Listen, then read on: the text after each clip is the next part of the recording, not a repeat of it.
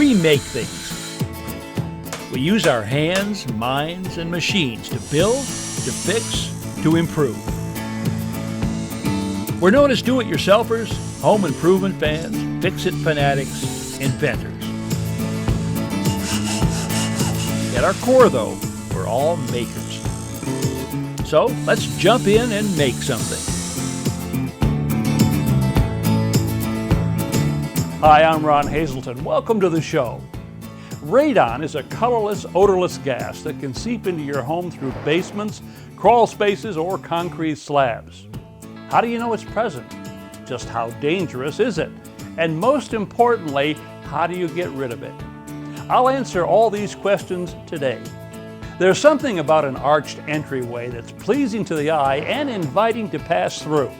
Here's a simple to install kit that will convert just about any ordinary doorway into something special. The foundation for a lush green lawn is healthy soil. You know the condition of your soil? Testing is simple, but there are a few important things to know beforehand. My home office is down here in the basement. The other day I was reading an article about radon and wondering if I might be at risk. So, just what is radon? Radon is a colorless, odorless gas that's created by the decomposition of radium. Radium is a naturally occurring element found in all rock and soil to one degree or another. So whether or not a home has a radon problem depends upon how much radium is present in the soil that the structure is built upon. Testing is the only way you're going to know whether or not you have a problem. Where's the highest concentration of radon likely to be? Homes with finished basements are more susceptible to elevated exposures. So by all means, whenever testing, you test the lowest lived-in level of the home, so a family room in the basement constitutes that. There are do-it-yourself radon testing kits available that are easy to use. Set the unit in place, leave it undisturbed for the prescribed amount of time, then send the device to a testing lab for results. I've decided to have the tests professionally done. Another online search leads me to HomeSpec, a local home inspection company specializing in radon. The next day, Ross Previtt comes by the house and sets up an electronic radon detection and measurement monitor in the finished portion of the basement. 2 days later, he returns and downloads the test data. The results show that the amount of radon in my basement is 50% higher than the Environmental Protection Agency's action level of 4.0 picocuries per liter. Based on this EPA standard, I'm substantially above the level at which action should be taken to reduce radon concentrations. But just what kind of a health risk does this pose? Based upon extended exposure, there's an increased risk of lung cancer. Radon is thought to be the #1 leading cause of lung cancer in non-smokers and the second leading cause of lung cancer in the general population after smoking. I know I've got elevated radon levels, and I also know that that can be a serious health hazard. So I'm going to have to do something about it. I'm going to go online here and look under radon mitigation.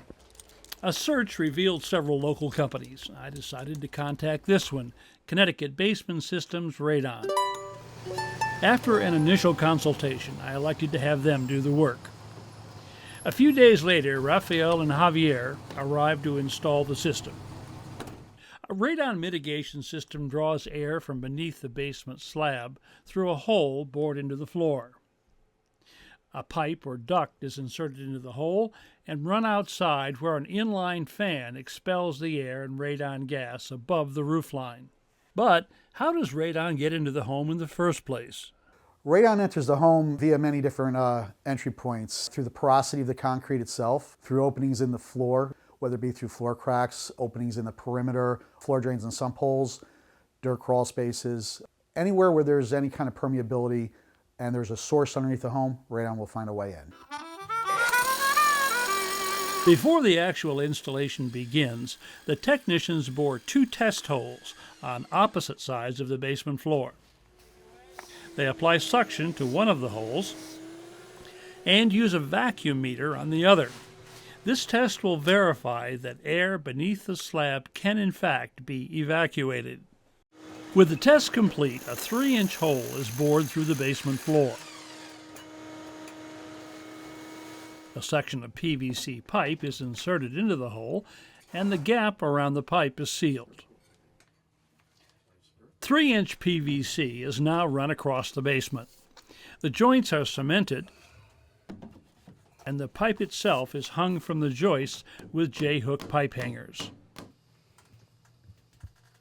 The pipe run is then connected to the vertical section coming up from the floor. Once it's determined where the pipe will exit the basement, a smaller locator hole is bored through the rim joist. Then a 3-inch hole saw bores a hole large enough for the pipe. A section of PVC is inserted through the hole and connected to the pipe run inside.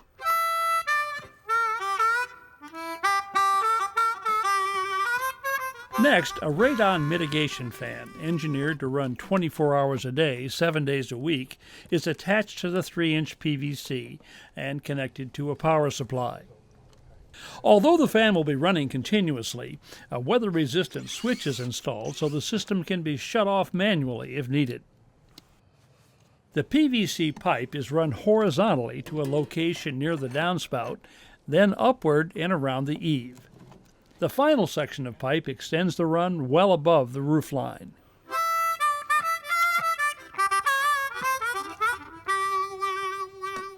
This device installed inside continuously monitors the system and visually verifies that everything is functioning properly. So to recap, that fan outside is creating negative pressure or a vacuum in this pipe, which is drawing out air and radon gas that's trapped beneath the basement floor right here. I know the fan is working because of this monitor. So the air and radon gas is traveling up here, across the basement, and then outside where it's exhausted above the roof line.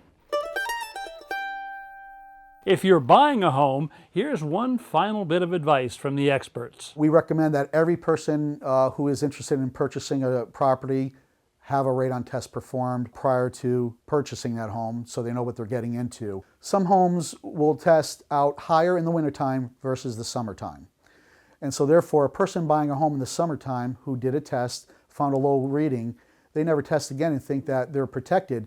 But that same house in the wintertime can have a much higher radon concentration. You know, when it comes to first impressions, entryways communicate a lot. They can be inviting, welcoming, in effect say, hey, come on in. Here, inside the foyer, I've got a second chance to make a first impression. Now, what I want to do is install a decorative archway so that I can frame this opening into the living room. Now, when I was at the International Builders Show last year, I saw something that caught my eye. So, I'm going to go online and see if I can find it.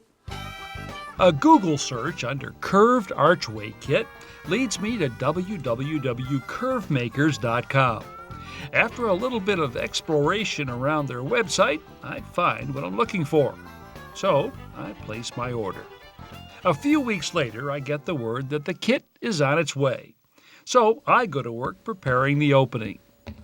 The first step is removing the existing casings and jamb. To keep from damaging the surrounding wall, I first cut through the paint and caulk with a utility knife. Now, I like this style knife for the job because I can simply break away a dull blade, exposing a fresh cutting edge. For this job, no question about it, sharp is better. To keep from crushing or breaking the wallboard, I drive a wide putty knife behind the casing. Tap in this flat, spoon-shaped bar and pry the trim gently away. Once I've opened up a gap, I switch to this type of pry bar, which gives me more leverage and movement.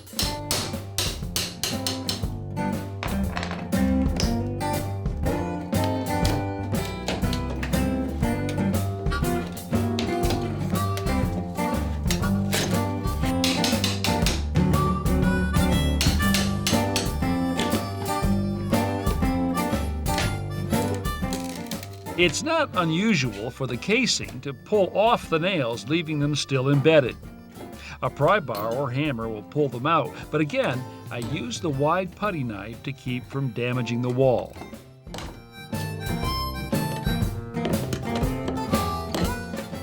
Typically, the door frame or jamb is nailed into the framing at several points.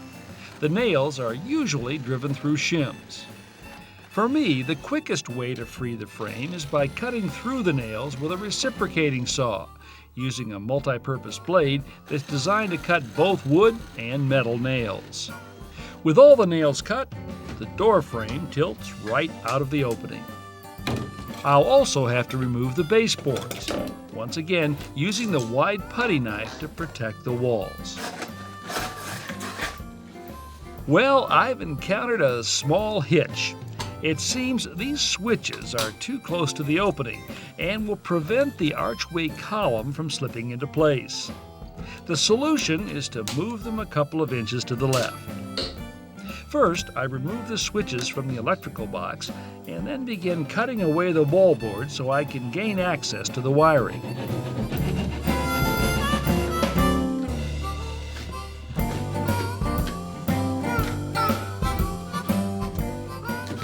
Next, I remove the staples holding the armored cable in place and pry the electrical box bracket free from the wall stud. What I'm hoping to do is screw a 2x4 to the stud and attach a 1x4 on top, then remount the box. If I have enough slack in the cable, I can do it.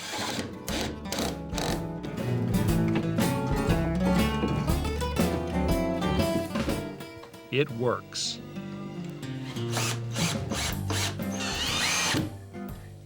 Now it's time to replace the wallboard. First, I attach cleats or backer boards to the left, top, and bottom edges of the opening.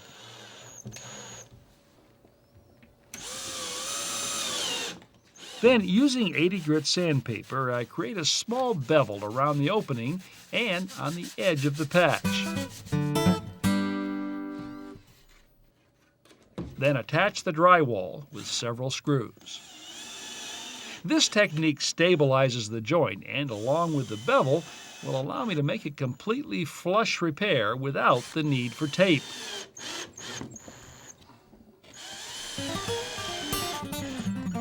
I can simply apply the compound, press it firmly into the joint and over the recessed screw heads, then skim off the excess.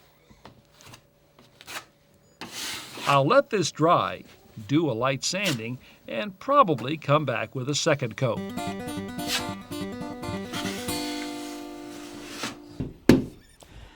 Well, once I get a coat of paint on that, you'll never know I was inside that wall. Now, chances are you won't have to relocate an electrical switch if you decide to put in an archway. But you know what I found? More often than not, I do run into some kind of little problem, some detour. And as you can see, it's just not that big a deal to handle it. Well, I'm going to grab my archway.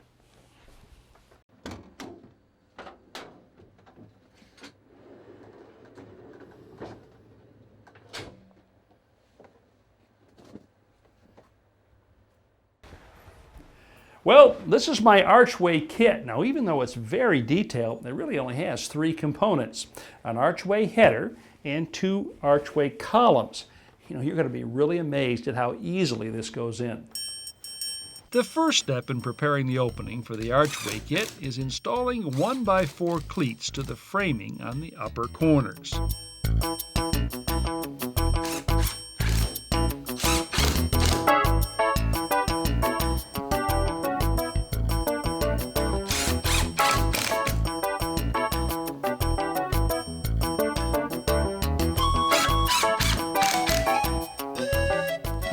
Once they're in place, I attach wallboard using drywall screws.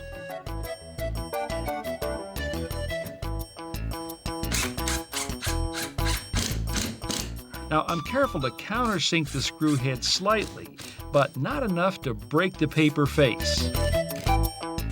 When I finish the first side, I move on to the other.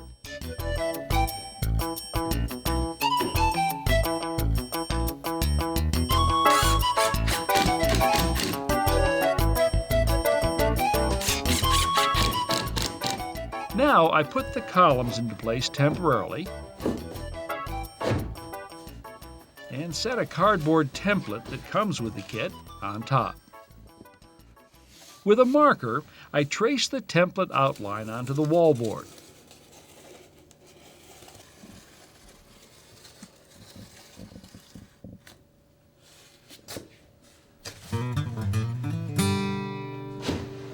Then remove the template and the columns. Using a drywall saw, I cut along the line, creating a curve that will form the top of the archway.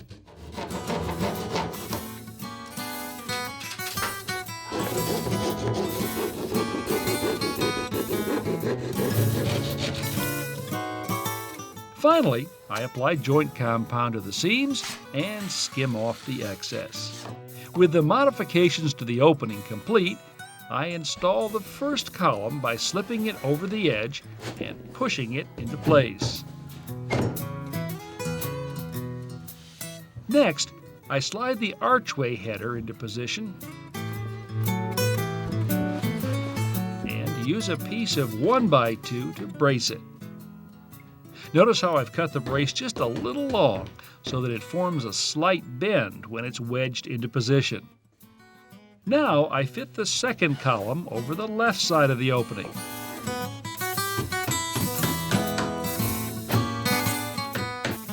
Check both columns for plumb, then lower the header so that it's resting on top of the columns.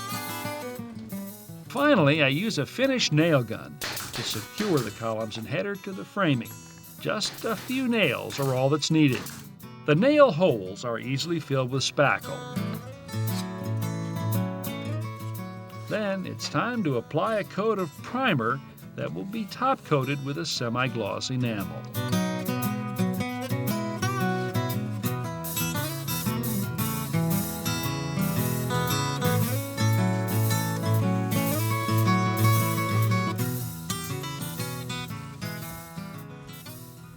You know, I think the word elegant is often overused, but in this case, I believe it applies. And this was as easy as 1, 2, 3.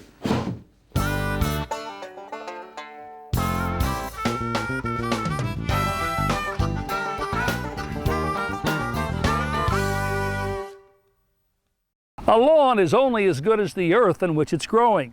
If your grass is not looking the way you'd like it to, well, maybe it's time to test the soil. A basic test will determine if your soil is too acidic or alkaline, detect high levels of soluble salt, which can come from lawn water or fertilizers, and measure phosphorus and potassium, both important lawn nutrients. You'll want to take several different soil samples from each unique area of your yard. Using a shovel or garden spade, make a V-shaped groove in the lawn 4 to 6 inches deep. With a trowel, remove a 1-inch thick sample from the center of the V. Place the soil in a clean plastic bucket or container. Take additional soil samples from 5 or 6 other locations in the same area. Combine all the samples in the same bucket. Remove any grass, roots, litter, or rocks, then mix the samples together to blend them. Now you're ready to have your sample tested. Your local Agricultural Research and Extension Center can do it for you, usually at no cost. Or you can purchase a soil test kit like this one. All you need to do is fill in your name and address, place the soil sample in the pouch, and drop the kit in the mail. The testing lab will complete the analysis within 3 days of receiving the sample and send you an email link where you can view the results. If any of the values are too high or too low, your soil test report will tell you what to do about it. So why guess what your grass needs when you could know for sure? To view today's projects again and countless more, go to HouseCallsDIY.com. Step-by-step home improvement tips when you need them. I'm Brian Kelsey. Welcome to House Calls. Join us as we tackle some great home projects, as well as look back at favorites from Ron Hazelton on House Calls.